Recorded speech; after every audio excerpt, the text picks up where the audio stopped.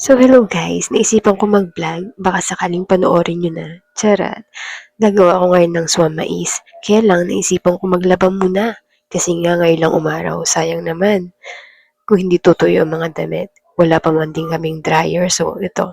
Sampay-sampay tayo. So, ayun yung anak ko. Naglalaro sa bomba. Napakainit. Kagigising lang ng asawa ko. Galing sa work from home. Night shift siya. Ngayon, titimpla ko siya ng kape para naman meron siyang lakas. So, ayan guys, ihatid ko na sa kanya ang kape niya. Hello, mister! So, ayan yung anak kong makulit. Nanonood na siya ng TV.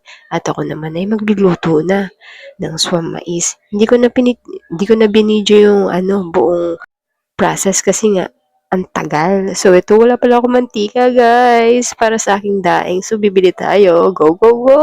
Run, run, run! Ayan, bibili tayo mantika kasi nga magpiprito tayo ng daing. So, ayan, lakad tayo ng konti.